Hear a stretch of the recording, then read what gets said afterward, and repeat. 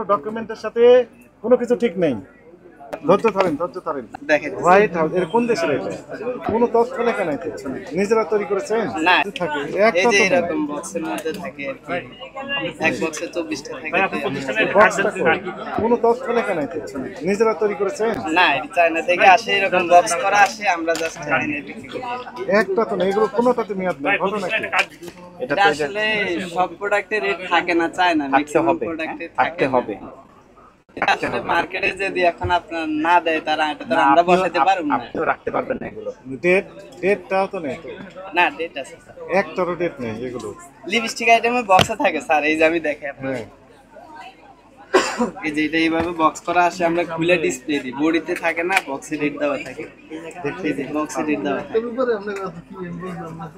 এখন এইগুলোর মেয়াদ আছে এগুলো না সব নেই? এরকম বক্সে থাকে, নতুন শুনেন, মাল আমরা খুলে দিই। নতুন মাল আমরা বুঝবো কিভাবে?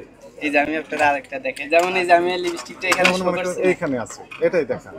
এটা এই যে এখানে এরকম শুনেন দেখেন, হোয়াইট হাউস এর কোন দেশের এটা? এটা চায়না। চায়না। চায়না। আপনার নাম কি? স্বপন।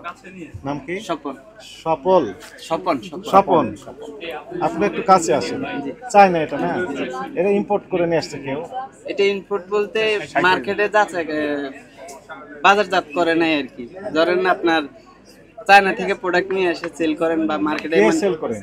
চায়না থেকে যারা প্রোডাক্ট আনে তারা। কারা নিয়ে আসছে? সেই তথ্য আপনি কার কাছে কিনেছেন? চক বাজারে ইম্পোর্টার আছে। চক বাজারে ইম্পোর্টার, চক বাজার থেকে নিয়ে আসছে।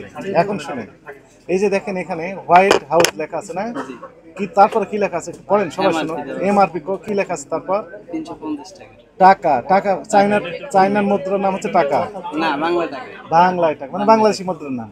তাহলে এটা বাংলাদেশে লেগেছে না চায়নাতে লেগেছে? এটা বাংলাদেশে লাগাইছে। তাহলে এটা নিশ্চয়ই বাংলাদেশি প্যাকিং করেছে।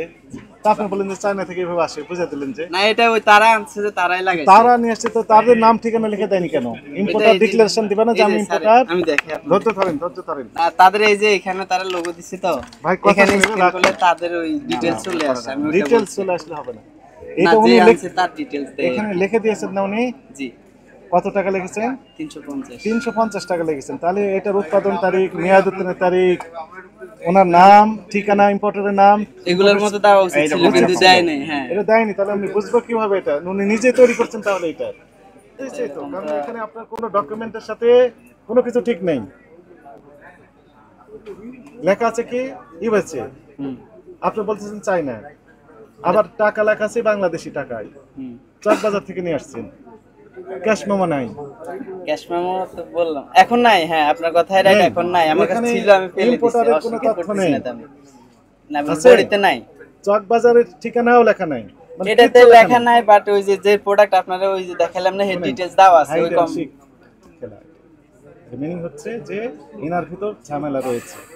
ঝামেলা না, যদি না থাকে এর ভিতর সমস্যা আছে, না থাকলে উনি সবকিছু ডিটেইলস গায়ে দিয়ে দিবে, দিবেন। ওটাতে যেরকম দিছে গায়ে দেওয়া উচিত ছিল এটা। এগুলো বিক্রি করতে পারবেন না। ওকে, ইনশাআল্লাহ সমস্যা নেই, এগুলো সামনে থেকে সরিয়ে নেন, এগুলো সব সরিয়ে নেন। এক। দ্বিতীয় কথা হচ্ছে অপরাধ হয়েছে, এটি আপনার আপনার ভাষা কি ভুল হয়েছে, এটা আমাদের ভুল আর কি। আর হ্যাঁ, আইনের যে ভাষায় সেটি অপরাধ হয়েছে। আমরা সবগুলোতে এরকম ডেট দেওয়া বা ডিটেইলস দেওয়া প্রোডাক্টগুলো রাখতে হবে। আচ্ছা, আপনাকে যেহেতু আপনি আপনি কি বলছেন, আপনি কি জানতেন, জেনে শুনে এই অপরাধ করেছেন না না জেনে করেছেন? এটা তো আমাদের জানা নাই, মানে এরকম জানা নেই। তাহলে জানা আছে তো। আমাদেরকে ওই যে ঠিকানা দিচ্ছেন না, সেটা আর না, আমি দেখাইছি স্যার, ঠিকানা আমি দিনে তা না, আমি কিন্তু এই যে স্ক্যান করলাম যে তার ডিটেইলস আছে আপনার, আমি দিনে তা না, কিন্তু আমি দেখাইছি। আপনি সবই বোঝেন, সবই জানেন। কাস্টমারকে সময়তে আপনি মিসগাইড করছেন কিভাবে, ওই যে যেন বুঝতে না পারে কোথা থেকে নিয়ে আসছেন। তার মোবাইল নাম্বার, ঠিকানা তো নেই। না, শুনেন, এখানে ঠিকানা আছে? এখানে তার ঠিকানা স্ক্যান নেই। করলে শুধু ঠিকানা মোবাইল আছে। ফোন নাম্বার ছিল, সেটাও আপনি উঠে দিয়েছেন, হাইড করে দিয়েছেন। কারণ কি? যেন কাস্টমার হাইড করার ওই কারণ না, আপনি কি যে কারণ? কারণ যেটা কলম ভাবতেছেন দিয়ে ওইটা hide করছেন। না। আমি বলি আমরা কেন করে দিই। কি কারণ? যেমন এই প্রোডাক্টটা আপনার কাছে থাকে, বা আপনি এটা বাংলাদেশে আনছেন, একটা কথার কথা। তো এখন যদি আপনার নাম্বার দিয়ে দেন, কাস্টমার এটা আমার থেকে নিয়ে আপনার পরে ফোন দিয়ে আপনার থেকে প্রোডাক্টটা নিয়ে নেবে, আমার থেকে নেবে না। এই হিসেবে আমরা এই নাম্বারটা কেটে দিই, কাস্টমার যেন যে কোনো সময় যে কোনো জায়গা থেকে নিতে পারে। আমাদের কাটার উদ্দেশ্য হলো এইটা, আর বাইরে কিছু না। উদ্দেশ্য ভালো নয়। আমাদের কাটার উদ্দেশ্য এটা। আপনাকে সতর্কতামূলক ভাবে 20,000 টাকা জরিমানা আরোপ করা হলো। টাকা পরিশোধ করেন, আর এগুলো সব বস্তায় পুরেন এখনই। একটাও বিক্রি করতে পারবেন না। অথেন্টিক না হলে বিক্রি করতে আমরা দিতে পারবো না। ওকে, এটা আমি সরাই দিচ্ছি। এটা আমরা জব্দ করলাম।